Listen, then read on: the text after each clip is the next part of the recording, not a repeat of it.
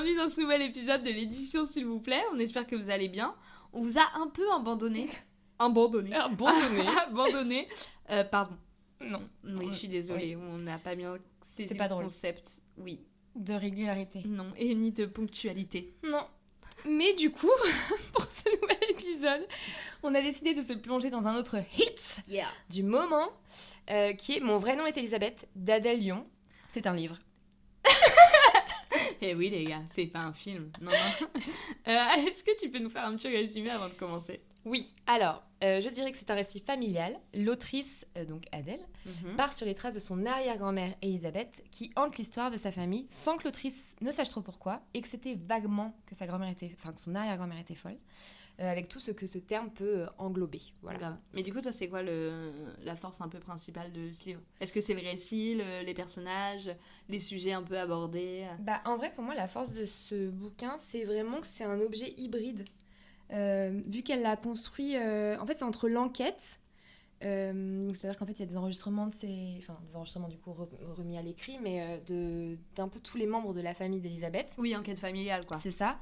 Il y a ce mélange-là. Il y a beaucoup de documents d'archives aussi, parce qu'elle récupère aussi plein de choses sur du coup, tout ce qui est schizophrénie, parce que c'est de ça dont Elisabeth est apparemment atteinte. Elle se renseigne beaucoup sur le système des hôpitaux français, etc., en termes de psychiatrie. Et à côté de ça, il y a aussi beaucoup ses propres états d'âme, je trouve. Exactement, ouais. Où elle parle vraiment à la première personne. Et en fait, elle dit que... Parce qu'au final, quand elle commence l'enquête, en fait, elle commence pas vraiment une enquête. C'est juste qu'elle se divertit un peu avec cet aspect-là de sa famille, parce qu'elle est aux prises avec sa relation toxique du moment. Et du coup, en fait, pour moi, c'est vraiment la force de ce récit, c'est que du coup... on peut à la fois s'attacher aux personnages qui sont au final très attachants, et il y en a beaucoup en plus. On peut aussi s'ancrer carrément dans le réel, parce qu'en plus on sait que c'est une histoire vraie. Oui, c'est ça. Et en plus c'est très personnifié du coup par l'autrice. Je sais pas si ça se dit personnifié. Si. C'est un témoignage, quoi. Donc oui, c'est ça. Et en plus c'est un témoignage qui a plusieurs voix, parce qu'en fait elle reprend les voix de sa grand-mère, de son grand-père, etc. Pourquoi? C'est marrant. Elle rigole. Ah non, c'est pas marrant en plus. Pourquoi? Je sais pas. Bah si, explique. Non, elle va pleurer. C'est unique comme ça, quoi. Mais oui, pardon. Voilà, et du coup, je dirais que Donc là, il faut que tu me dises ce qu'il y a là. J'ai fait quoi? Il y a mon antenne qui est revenue. C'est ça? Non. Et là, tu chiales. J'ai dit un truc con. Non. Non, tout va bien. Mais t'es sûre? Ah oui. Ça a pas l'air du tout d'aller. Si, c'est marrant. Enfin non, c'est pas marrant, pardon. Ok, oui. Et bah voilà quoi. C'est à peu près tout. On fait une petite pause interlude pendant que Clem se tape son meilleur fou rire. Ok. Tu reprends tes... Mais allez, dis-moi ce qui t'a fait rire. Mais non, mais en vrai, je sais pas si c'est la voix, c'est vrai? Non. Ça va pas du tout. Tu veux qu'on fasse une petite pause? Ouais, de l'eau. Là, c'est bon, on est off. C'est la fin de l'interlude du fou rire de Clem. Pardon, désolée, ce n'était vraiment pas contrôlé. J'étais donc en train de dire que le récit était assez inédit dans le fait qu'il y avait en plus plusieurs voix qui s'exprimaient. Grave. Celle de l'autrice et celle et aussi, oula, ça va être compliqué, des membres de sa famille qu'elle fait parler en gros. Et c'est ça qu'elle fait un peu apparaître tout au long du livre, quoi. Voilà, exactement. Donc bon résumé, très bien dit. Ça a été un peu long à cause de mon frère, mais désolée. My bad. Et en plus, je pense que en vrai, pour finir, le thème du sujet qui est globalement la santé mentale. Le thème du sujet. Oui. Ok. Et il est 21h30. Pardon. Je fais ce que je peux. Oui, c'est super. Le thème du sujet, le thème du livre, donc la santé mentale globalement en vrai. Ouais, grave. Je pense que c'est un sujet qui intéresse les gens. Donc, de ouf. Toi, t'as pensé quoi du mode de narration? En vrai, pour moi, c'est pas un mode de narration classique. Parce que, en vrai, je vais redire un peu ce que t'as dit, mais étant donné qu'elle mélange plein de styles à la fois et surtout plein d'infos, comme par exemple les souvenirs d'enfance, les extraits de lettres, les documents d'archives, etc., les témoignages. Du coup, j'avoue qu'il y a quand même pas mal de fois où j'ai été perdue, mais plus dans le sens où... de quoi on parle? Il y a trop d'infos. Des fois, elle développe des trucs pendant des pages et des pages sur des archives de documents, de lobotomies, des trucs. Et t'es en mode, attends, mais qu'est-ce que je dis des fois? parce que ça part un peu dans tous les sens. Mais d'un côté, je trouve que ça reflète aussi un peu l'image de la famille. Et en vrai, ça montre bien le côté enquête familiale, on le ressent. Donc en vrai, j'ai bien aimé le style de narration, parce qu'il est un peu original, mais il faut vraiment s'accrocher, quoi. Tu peux pas... Enfin, moi, je sais que je lisais au bord de la piscine, etc. Donc, fallait... c'est pas une petite lecture que tu fais. Enfin, faut vraiment être focus, faut vraiment être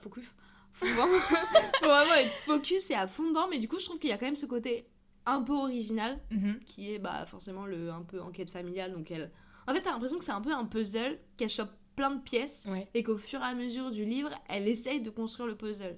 Oui, c'est vrai qu'en vrai, il y a plein de bouquins, au final, le puzzle, il t'arrive tout construit. C'est ça, tout est fait. En fait, t'as un fil rouge et c'est dans la suite logique. Oui. Là, on te balance les infos comme ça arrive à elle, au fur et à mesure de son enquête.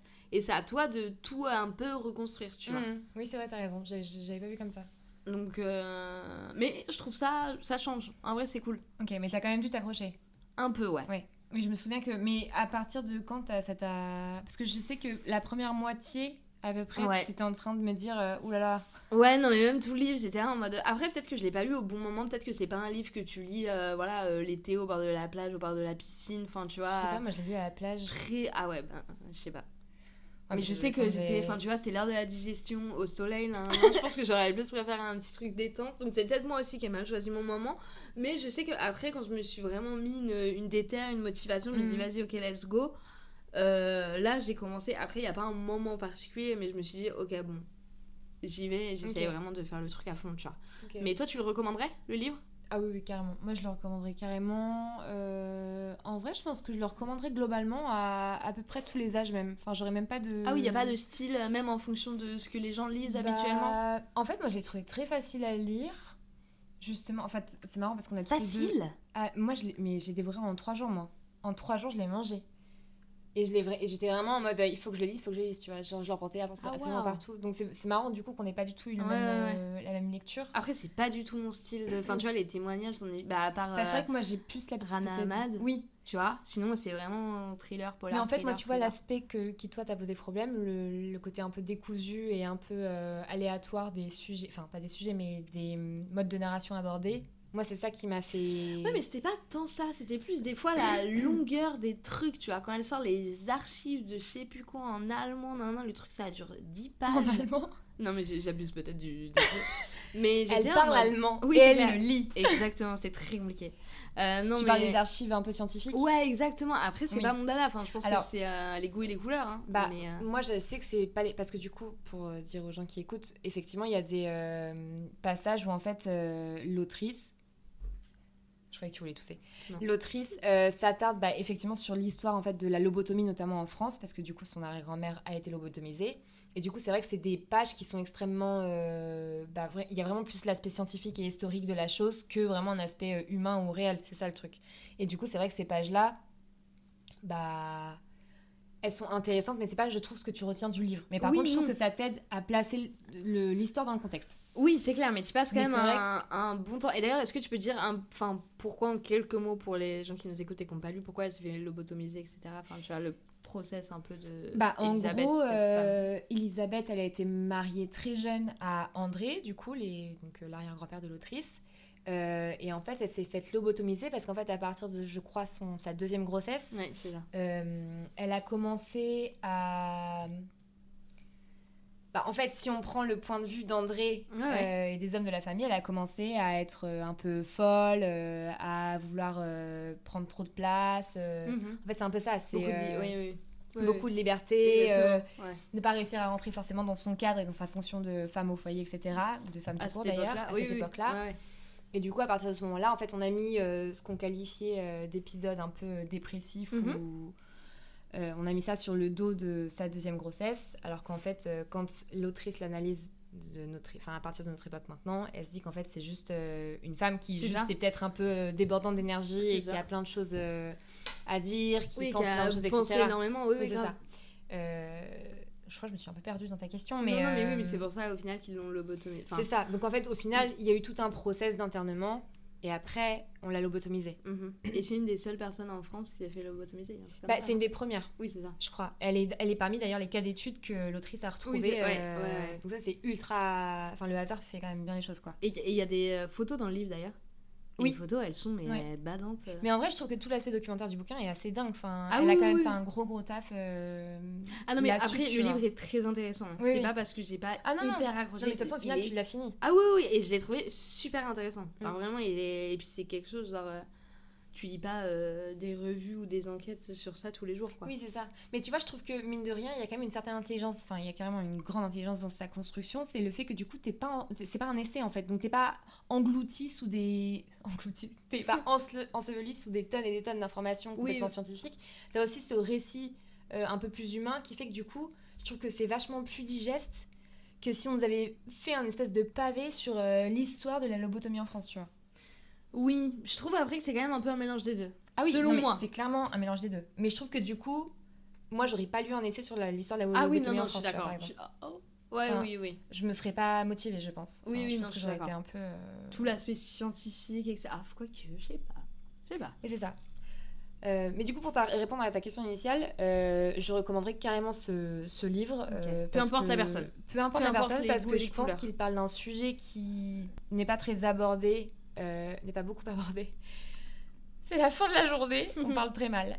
Qui n'est pas beaucoup abordé, en tout cas jusqu'à récemment. L'histoire médicale qu'il aborde, par exemple, elle est quand même assez trouble. Enfin, toute l'histoire de la psychiatrie, c'est pas non plus un domaine qui est, que tout le monde connaît. Surtout à cette époque-là, c'est quand même vachement différent. Oui, c'est ça. Parce que ça se passe dans les années... alors, Elisabeth, elle est internée en 51, je crois. Ouais, c'est ça, dans les années 50. Mais... oui, c'est ça, ouais. Donc voilà. Donc non, moi je recommanderais le livre parce que il y a cet aspect de la narration qui est inédit, je trouve. Il y a un truc très intéressant d'un point de vue historique. C'est également super intéressant sur la position de la femme dans la société à cette époque-là notamment. Ouais. Et en plus, il est ultra documenté et à la fois, il garde ce côté très humain avec la perception qu'a l'autrice de sa propre histoire en fait. Ouais. Et elle, l'énergie qu'elle met dedans et le... Non, franchement, je le recommanderais à 100%. Mais c'est ce qui rend le livre aussi un peu touchant, quoi. Oui, carrément. Mais toi, tu le recommanderais un petit peu ou moins du coup ? Ouais, mais pas à tout le monde, tu vois. Ok, d'accord. Plus à des gens que ça intéresse. Ouais, ou même des gens qui sont très ouverts sur les livres. Pardon. Ouais, compliqué. Moi, de base, à moi-même, je l'aurais pas recommandé. Mais je suis contente de l'avoir lu au final. Ouais. Mais je pense que je le recommanderais, mais ouais, peut-être pas à tout le monde. Ok, d'accord. Mais après, c'est mon avis, quoi. Ok. Et est-ce qu'il y a un personnage que tu trouves... quel est le personnage que tu as trouvé le plus intéressant ? Moi, s'il y en a un qui se détache. En vrai, il y en a même deux. Enfin, j'hésite entre deux. Ouais. Soit Jean-Louis, donc le fils d'Elisabeth, donc l'oncle de l'autrice, ou André, donc le mari d'Elisabeth. Ok. Parce que en fait, d'un côté, je trouve que Jean-Louis, il est super important entre guillemets parce que c'est son suicide qui pousse l'autrice à démarrer son enquête familiale. Oui.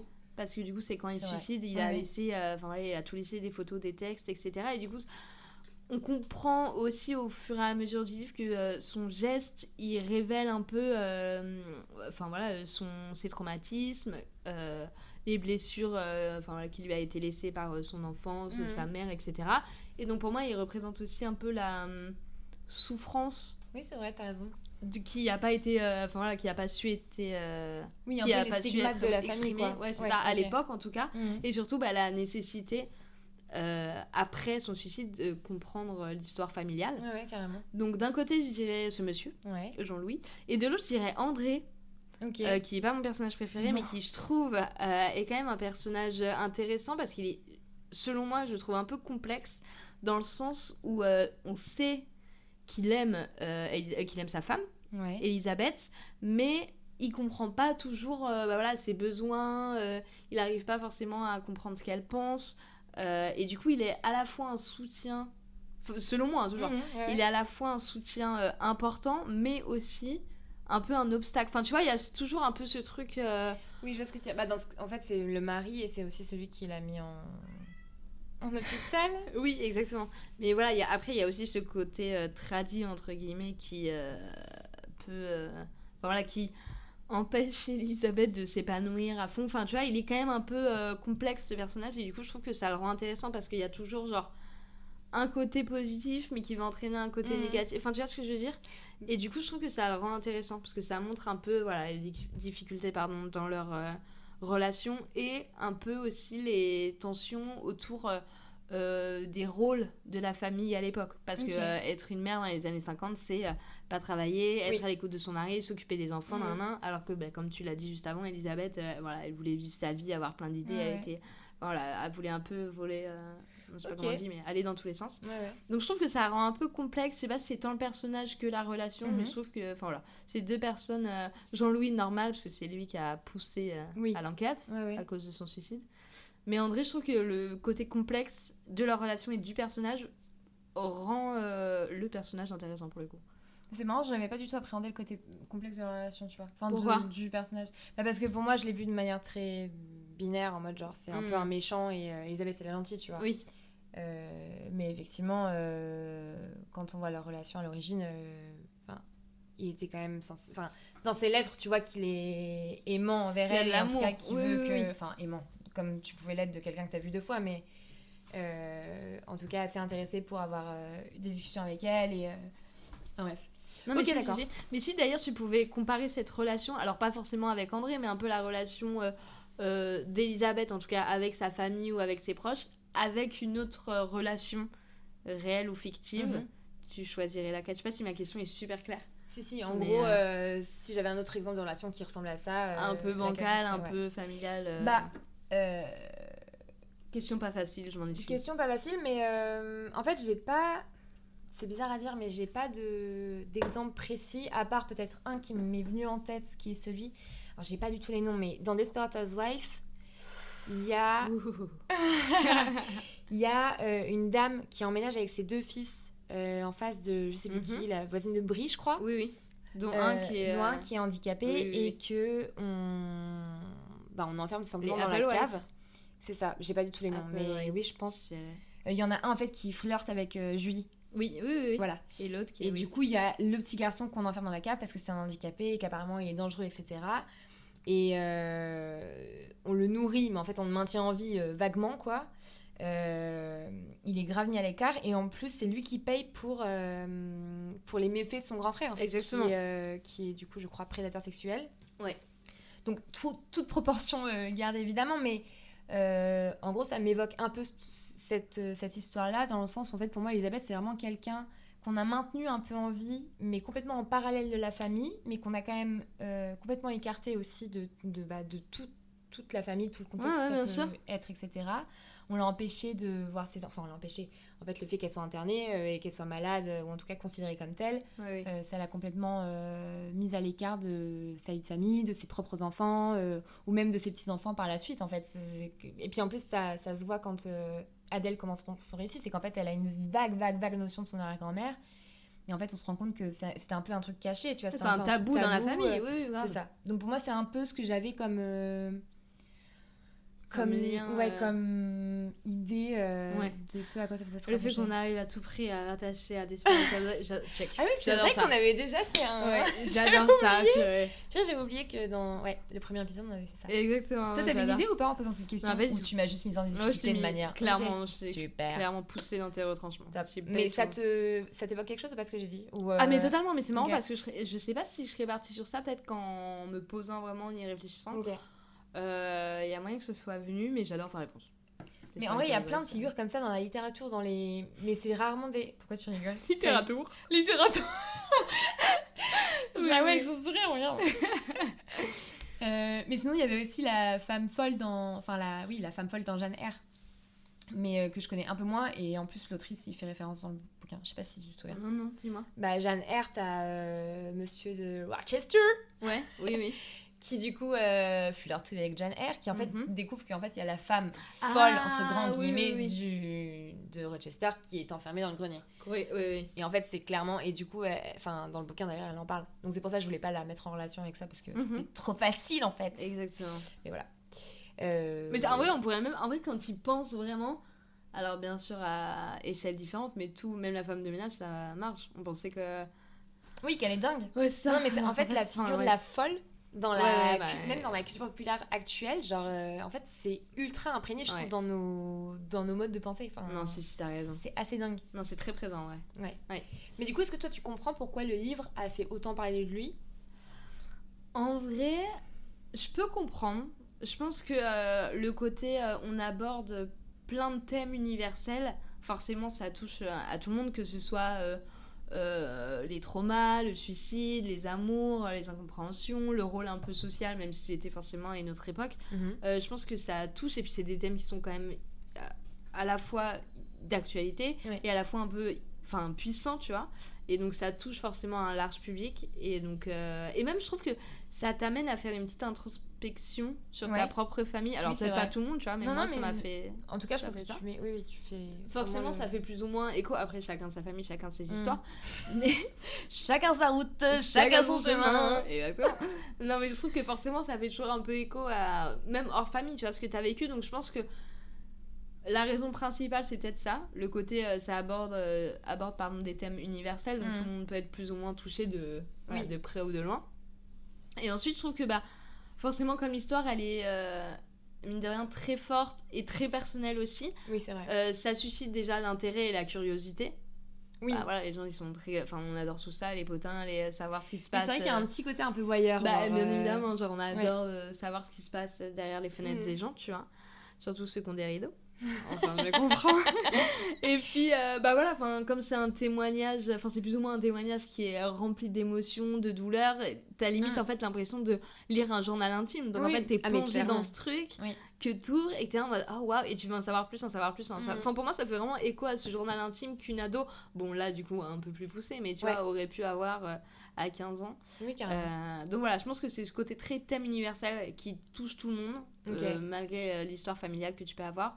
Et ce truc un peu de journal intime où t'as envie de savoir ce qui se passe chez les gens, tu vois. Donc en fait, c'est l'universalité et à la fois le côté intime qui fait que du coup, le lien entre les deux fait que... je trouve que c'est un bon... C'est un bon combo, ouais, exactement. Finalement. Toi, tu penses que c'est quoi ? Enfin, tu rejoins un peu cette idée-là ou tu as pensé à autre chose ? Tu penses à autre non, chose ? je pense que je rejoins un peu ton idée et aussi je pense que globalement, on est quand même dans une... Enfin, je sais pas, ça fait quelques années là qu'il y a de plus en plus de livres qui sortent sur les abus, les drames familiaux, etc. Donc je pense qu'en fait, ça rentre un peu dans ce contexte global où en fait il y a beaucoup de gens qui prennent la parole sur que ce soit leur famille, sur leur expérience personnelle, etc.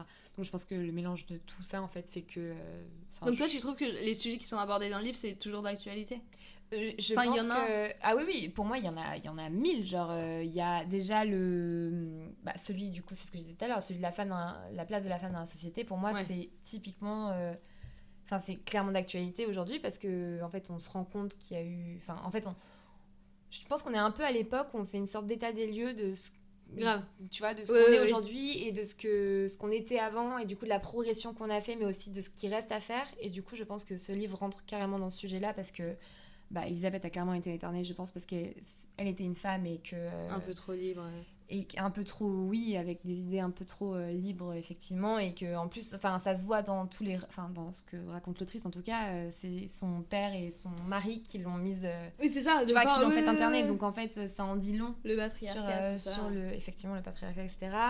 Je trouve que ça va de pair aussi avec l'invisibilisation de certaines personnes, notamment les minorités. Je pense qu'ils sont... c'est un peu ce dont traite le livre de manière un peu plus précise en parlant de la femme, mais en fait, c'est ça que ça évoque.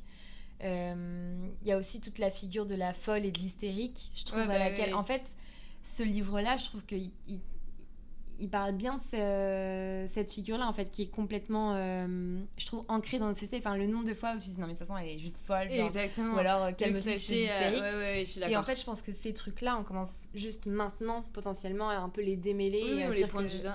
Et à dire que c'est un problème, que ce soit d'un point de vue psychiatrique, tu peux pas englober tout le monde sous le terme folle ou fou. Exactement. Et mais comme quoi, ça remonte déjà. Et tu peux pas dire à une fille qui parle trop fort que c'est une hystéro, tu vois. Genre, exactement. Non, c'est vrai. Donc je trouve ça assez intéressant et les drames familiaux, c'est ce que je disais tout à l'heure, genre ça fait beaucoup parler parce que je pense qu'aussi la parole s'ouvre et on en parle de plus en plus. Oui, c'est ça. Et puis en fait on se rend compte de plus en plus qu'il y a énormément de gens qui ont été victimes de tabous en fait qui existaient dans le contexte familial et qui en fait a fait beaucoup de dégâts. Donc ça typiquement je pense que c'est un des sujets aussi très actuels. Et je pense que globalement, en fait, la santé mentale, c'est un sujet qui aujourd'hui genre, est méga important, que ce soit dans les livres, dans les films, dans les gens qui commencent à parler de choses qu'ils ont vécues, ou même de globalement, genre, il faut trop que tu ailles voir un psy, parce qu'en fait, la thérapie, c'est super important et tout, tu vois. Donc je pense que du coup, tout le bouquin, en fait, est méga d'actu. C'est ça. Un méga d'actu, en fait. Non, mais clairement, en fait. Non, mais c'est vrai, enfin, je sais pas si... Ah si, je te rejoins à 100%. Là. Ok. Et est-ce que toi, du coup, tu dirais qu'il t'a touché personnellement, au-delà d'être un truc d'actualité ou de... Personnellement, je sais pas. Mais je trouve qu'il m'a touché dans tous les cas, parce que comme on répète plus ou moins depuis le début, enfin voilà, c'est comme ça parle de thèmes universels, tu te retrouves. Oui, on fait que se répète. Non, mais comme voilà, parmi tous les sujets qui sont abordés dans le livre, il y a forcément un sujet au moins qui va un peu te toucher, donc je trouve que ça marche. Et le côté le côté très intimiste qui crée un lien avec le lecteur, etc. Donc forcément t'es touché parce que dans tous les cas l'histoire elle est touchante. Et il y a pas... J'écrase ton chat là? Non, elle est là-bas. Ah non, putain. Ce n'est pas mon chat. Ton chausson. Et voilà, enfin tout le côté de toute façon témoignage personnel où on parle de côté un peu psychiatrique, etc. Je trouve hyper touchant. Ouais. Et voilà, après je me suis pas non plus pris une énorme claque. J'ai pas fermé le livre en me disant oh waouh, attends, il me faut 5 minutes pour autre truc. C'était pas Rima. Attends, ici les femmes ne rêvent pas. Rama, oui, d'accord. Oui. Donc voilà, j'ai vraiment fait oui. Ouais, voilà. Non, mais qui est aussi un témoignage, tu vois, mais. Oui, après, c'est pas la même réalité, quoi. Exactement. Mais je me suis pas pris une énorme claque, mais il est quand même touchant. On peut pas dire. Enfin, je suis pas restée de marbre tout le long, tu vois, c'est quand même un livre qui est hyper. Je suis insensible, ça ne me touche pas du tout. J'ai un cœur de pierre. J'éteins.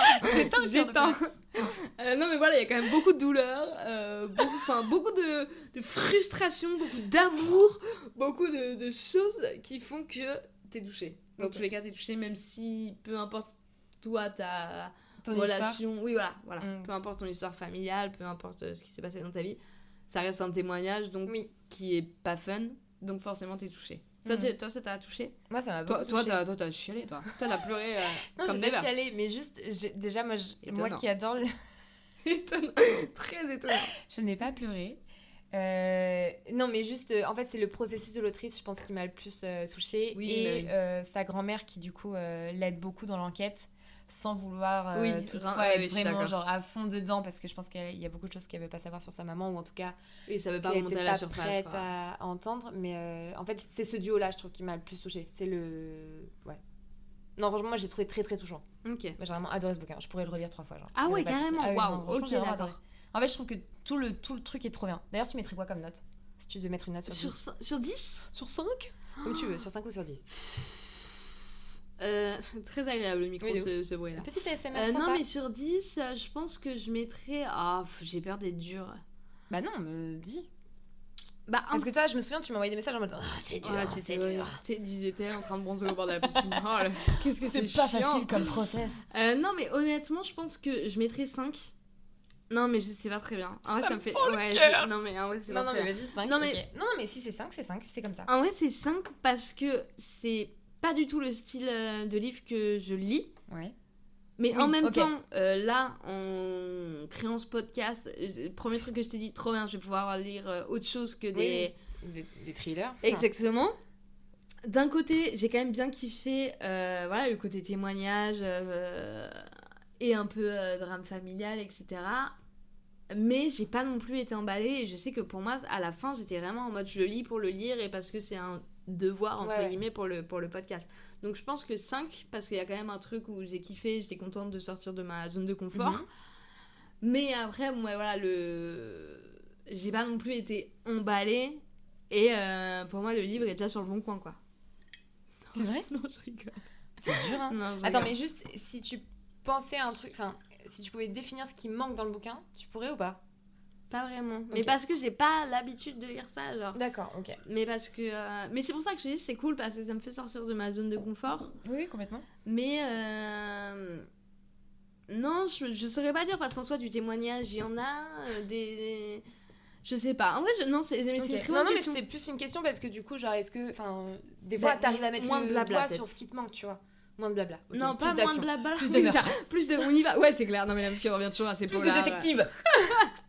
Non, mais peut-être moins de justement de 4, 5, Recherche. 6 pages d'archives et peut-être plus un résumé condensé de genre, ok, je suis allée à la Sorbonne, j'ai fait mes recherches, voilà ce que j'ai trouvé, tu vois. Mais encore une fois, les goûts et les couleurs. Un truc plus vulgarisé. Non, mais en vrai, c'est carrément entendable. Oui, peut-être. Mais aussi, il faut que je grandisse en fait. Voilà. Et toi, ta note? 12 sur 10, moi qui dis pas. Moi, je pense que je mettrais un bon 9 sur 10. Non, mais bon. Non, mais là, j'aurais 9 sur 10. Bah, attends, je t'ai pas dit 5 sur 10, t'es qu'une crotte. Je n'ai pas dit ça. Bah non, j'aurais pu te dire Ah oui, pardon. Non, mais 9... Non, mais je te jure, en fait, je l'ai mangé, je l'ai dévoré, ce livre. Genre, je peux pas... Elle est en train de m'imiter de manière absolument odieuse. Elle veut absolument qu'on ait la même note. Bah, écoute, 5, je mets 5. Bon, c'était vraiment archi nul. J'ai détesté. Oh, je mets ça, t'es dur. Non, je mets 9 parce qu'en fait, je l'ai trouvé... Déjà, je l'ai dévoré. Et ça m'a demandé 0 effort de le faire. Je trouve que tout le... De toute façon, en fait, c'est un résumé de ce que j'ai dit là pendant l'épisode, tu vois, mais genre, tout le truc de narration, j'ai trouvé ultra stylé. Genre, je trouve que c'est typiquement ça qui m'a fait justement pouvoir le dévorer. C'est qu'en fait, tu passes d'une lettre de André à Betty à un rapport de je sais pas quoi, à un coup de téléphone, à l'autrice qui dit, en fait, là, ça va pas du tout, mais du coup, c'est pour ça que je fais l'enquête. En fait, je trouve que tout le truc est, en fait, tellement... en fait, j'ai vraiment réussi à me mettre à la place de l'autrice et à me dire, genre, ok, bon, bah là... elle en est à ce stade de sa vie et en fait il se passe ça à côté et à côté de ça en fait je sais pas, j'ai vraiment adoré tout le truc et en fait j'ai adoré le fond et la forme. Ok, genre vraiment c'est un banger. Si j'avais pu écrire ce livre je l'aurais écrit. D'accord, Adèle. Si j'avais pu oui bien sûr, t'es super. Non. Ok, c'est donc pour ça que je lis le livre et que je les écris pas. Non, bientôt peut-être. Mais moi je mets un 8 sur 10 si ça te fait plaisir. Ah bah non. Non, mais si, j'ai bien compris. Non, mais ta vraie note. Non, mais en vrai, je peux comprendre. Franchement, et je pense que tu seras pas la seule à penser ça. Je pense que vraiment, c'est un vrai banger. Et il mérite tout le succès qu'il a, je trouve, vraiment. Bah oui. Malgré ma note, je trouve que vraiment, il mérite tout son succès. Parce qu'il est vraiment très bien foutu. Oui, et puis en vrai, genre là, si on l'a fait aussi, c'est parce que, on va pas se mentir, enfin, il était partout. Et il était pas partout en mode... quel best-seller. Oui, non, c'est clair. Genre, non, mais il était parce que en tête de... Le fond était dingue, tu vois. Oui, grave. Oui, je crois qu'il avait... Alors qu'il est sorti en février, enfin, tu vois, et on l'a lu en juillet. Ouais. Donc, en vrai, on l'a acheté en juillet. Donc, non, mais si, t'as raison. Non, mais après, c'est bien, c'est ce qui fait que nos duos marchent. Voilà, c'est qu'on a des styles différents. Et voilà. Mon prochain livre, c'est Stephen King. Merci. J'adore Stephen King. Bon, voilà. Enfin, j'adore. Parler de vraies choses. Attends, est-ce que je peux juste donner la petite reco là parce que du coup, dans le bouquin... oui, dis-moi. Dans le bouquin, elle donne... elle a plein de petits... Comment on dit c'est pas des nota bene, c'est des sources. Oui, elle des donne sources, totalement. Parce qu'elle donne... elle parle beaucoup de la lobotomie, etc. On en a pas beaucoup parlé dans l'épisode, mais c'est un peu complexe. Et du coup, elle parle du podcast Les Fantômes de l'Hystérie qui est dispo sur France Culture. Qui est, je trouve, assez dingue. Il est en 4 épisodes et j'ai tout écouté et c'est extrêmement intéressant. Et ça parle vraiment du concept d'hystérie. Et du coup, ça parle aussi des femmes et de la psychiatrie, etc.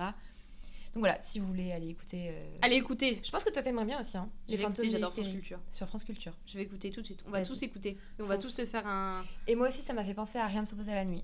Si vous kiffez les trucs un peu... D'ailleurs, je pense que Rien ne s'oppose à la nuit pourrait peut-être plus être ta cam. Je pense aussi. C'est plus mon avis. Après, ils ont juste en commun les maladies psychiatriques. Mais enfin... Très bien. C'est moi qui vais choisir le prochain livre. Voilà. Non, mais en tout cas, très bonne lecture. Je ne regrette pas. Tu ne regrettes pas. Moi, j'ai adoré. Si on fait ma note plus ta note, ça fait quand même une moyenne de 7. 5 sur 10, 9 sur 10, ça fait une moyenne de 7. Oui, je suis sûre de moi. 9, 10, 11, 12, 13, 14... Non, 14. 7 sur 10. Ah bon. Ah non, mais là, tu fais des moyennes. Oui. Tu fais une moyenne sur 10, une moyenne de nos deux notes. Ah oui, bah ça, je te laisse faire. Hein. Moi, j'ai eu 3 au bac de maths, c'est pas moi. Oui, bah ça se trouve, c'est pas du tout. Bon, ok. Bon. Mettons 7. Bon, ça fait une note sympa, en tout cas. Ça fait ah, mais oui, je vois ce que tu veux dire. Oui, tu vois ou pas? Ouais, ok. Non, mais en vrai, très bon épisode. En vrai, c'était... Non, mais c'était cool. Elle s'autocongratule. Excellent épisode. Très bon travail. Très bon travail, les gars. Auto-check. Un fou. Moi, je peux... Oui, non. Bon, non, mais en tout cas, c'était très sympa de vous revoir. Enfin, de vous reparler. Oui. Et on est désolé pour le retard. Enfin, après, peut-être qu'on le Ah, rappelle c'est- souvent que C'est ce qui nous... Enfin, c'est ce qui fait nous, quoi. Bon, écoutez les gars, n'hésitez pas à vous nous dire ce que vous avez pensé du livre, si vous avez aimé, si vous avez aimé également cet épisode. N'hésitez pas non plus à activer la petite cloche. Ding, ding, ding, ding. Oh, on est trop synco, bestie. Et à nous sur Instagram où on vous tient au courant de tout. De tout. All. All, everything. Yeah, prochain épisode en anglais. Prenez soin de vous, on Elle vous y arrive, elle y arrive. embrasse. À très vite. Ciao. Ciao.